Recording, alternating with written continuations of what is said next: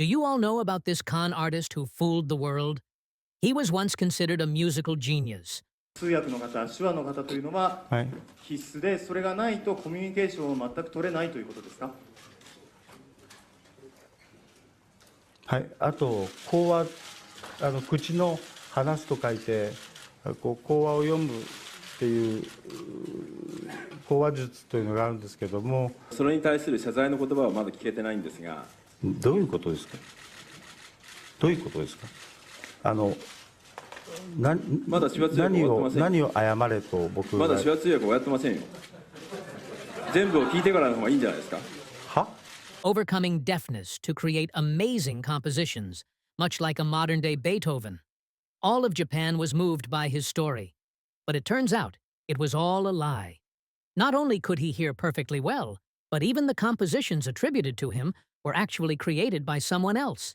He even borrowed childhood memories from others. And the truth came out during a shocking press conference. This is the story of the ghostwriter scandal that duped Japan in 2014.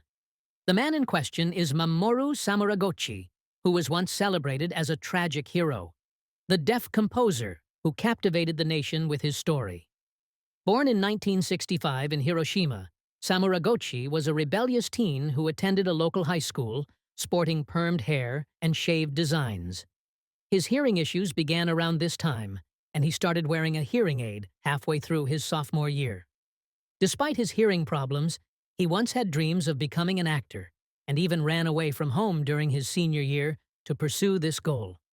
After graduating high school, he moved to Tokyo to seriously pursue an acting career, joining a talent agency and appearing on TV as an actor.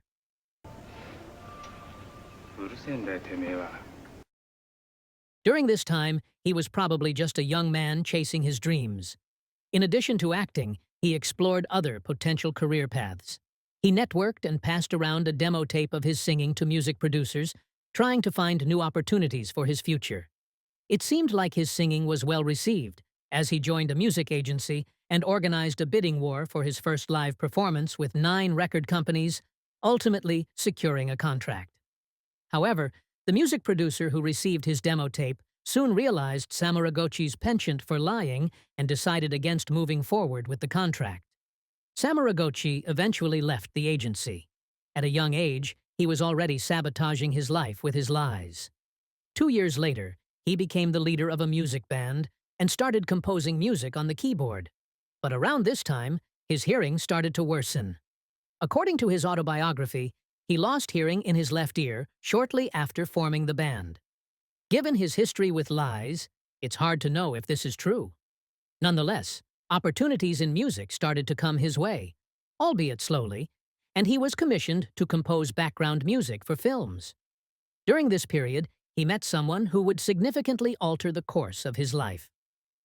Samuragouchi was looking for an assistant when he approached a man named Takashi Niigaki with a short theme song he created on his synthesizer, asking Niigaki to turn it into a full orchestra piece.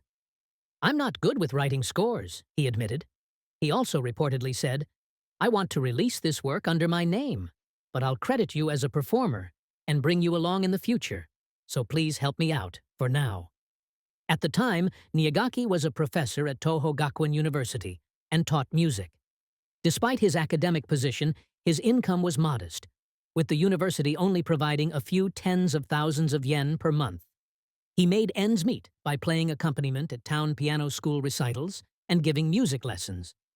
Given his financial situation, Niigaki accepted Samuragouchi's request. He gathered a student orchestra to perform and record the pieces, thereby elevating the quality of Samuragouchi's work.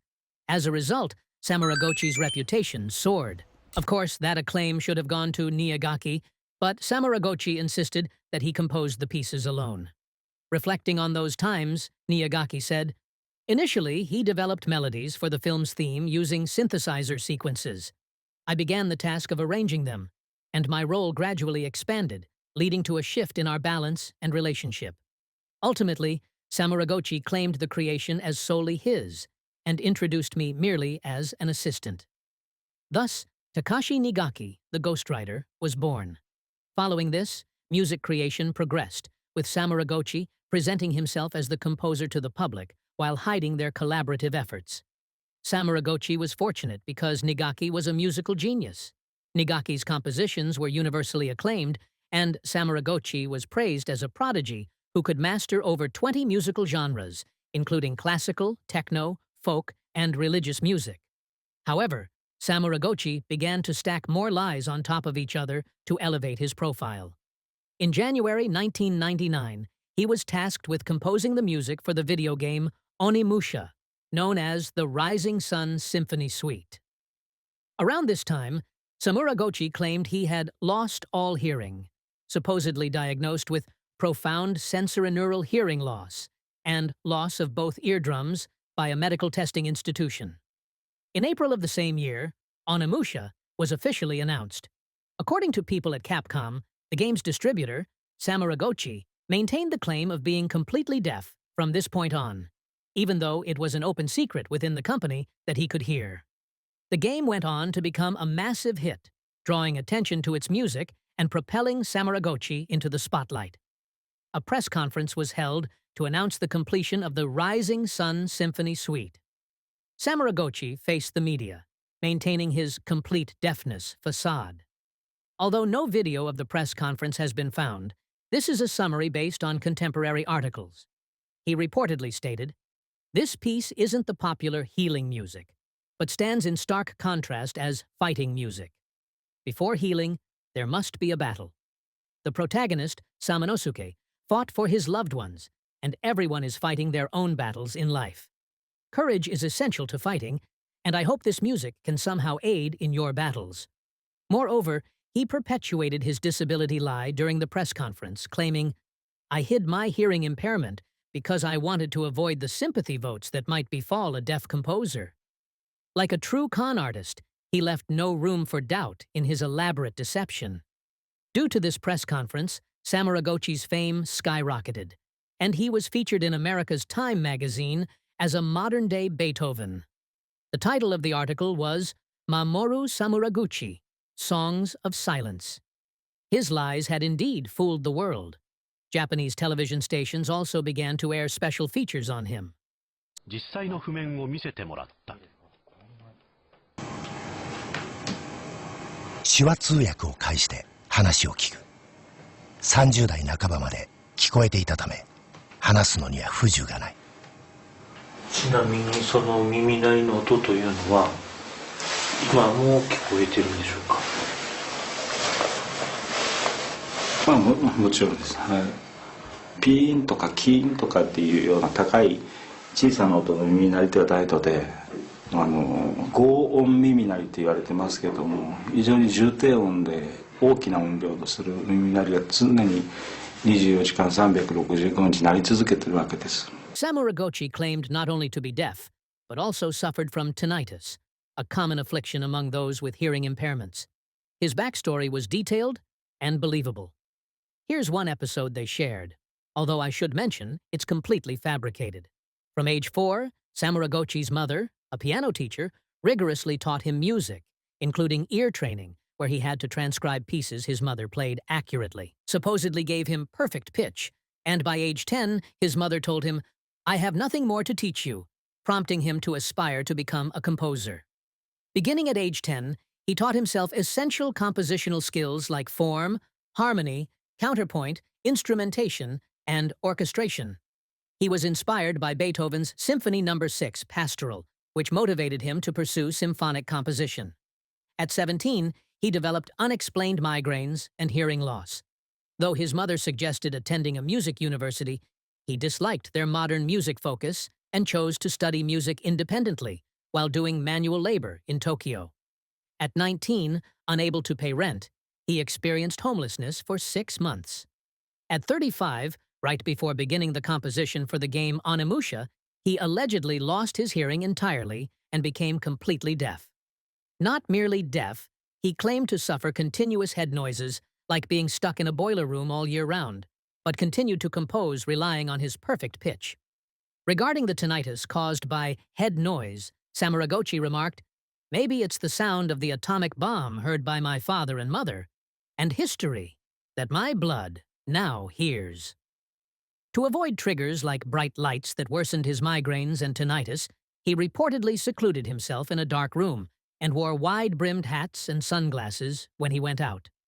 His music room contained no instruments, just paper and pen, where he composed by writing down the music that appeared in his mind like divine inspiration. However, the piano story from his childhood was actually a part of the ghostwriter Nayagaki's life. Samuragouchi truly was a con artist, stealing others' lives and making them his own, much like Leonardo DiCaprio's character in Catch Me If You Can. Had he pursued acting, he might have succeeded in that field. The publicity from the program led to a surge in the sales of his CDs, pushing it to a hit with 100,000 copies sold, turning him into an instant star.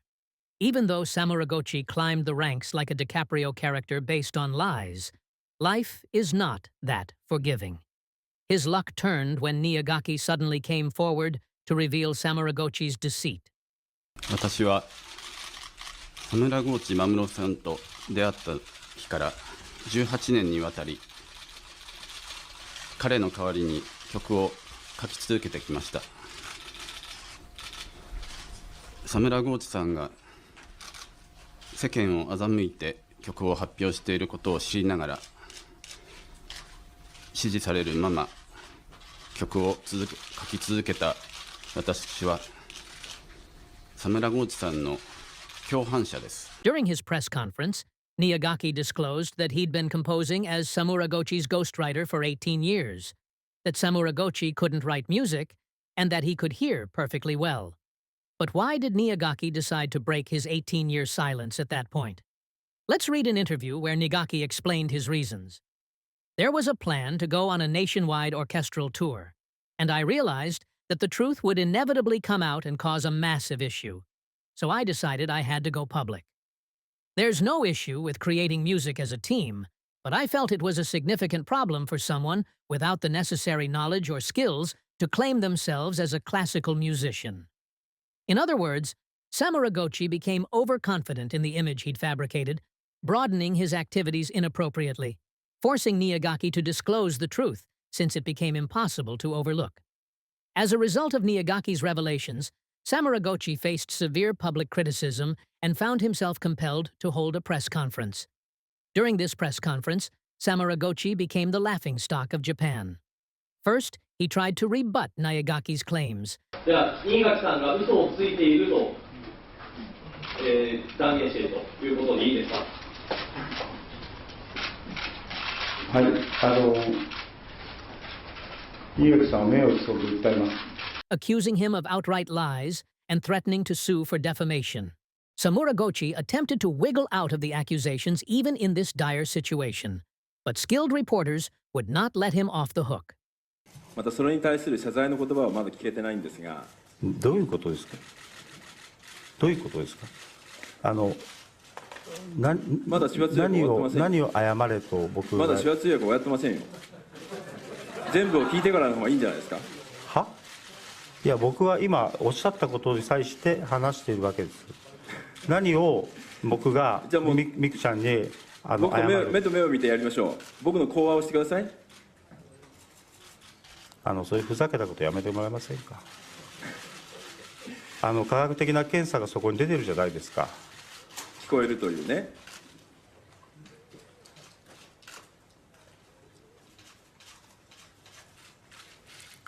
皆さん本当に申し訳ございません。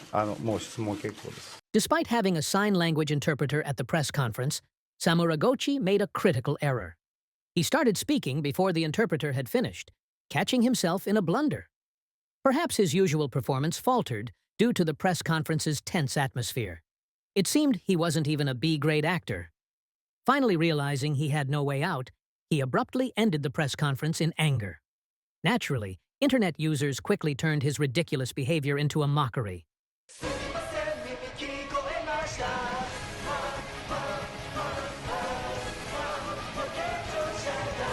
てしまったすべての関係者にも改めて深くお詫び申し上げます。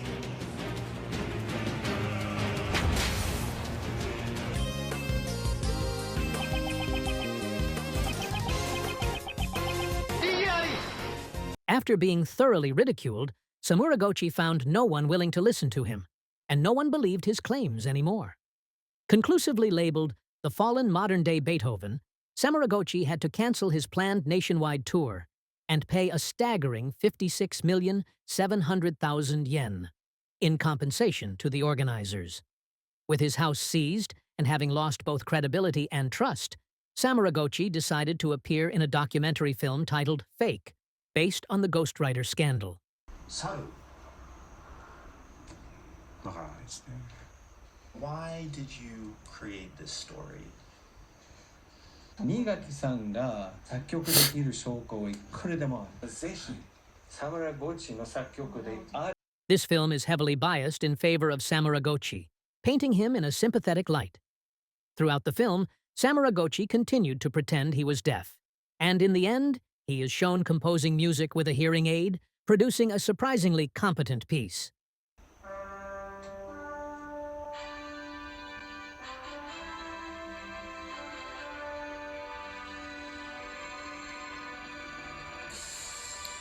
Following the scandal, it was revealed that Niyagaki wrote the majority of the over 100 compositions attributed to Samuragouchi.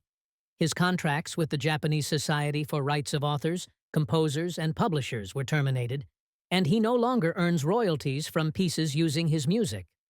Currently, Samuragouchi continues composing, seemingly relying on visual data rather than auditory information, as wave measurements have confirmed his hearing loss. However, the fact remains that his previous story of visualizing music on a manuscript in his mind was a lie, casting doubt on what is real.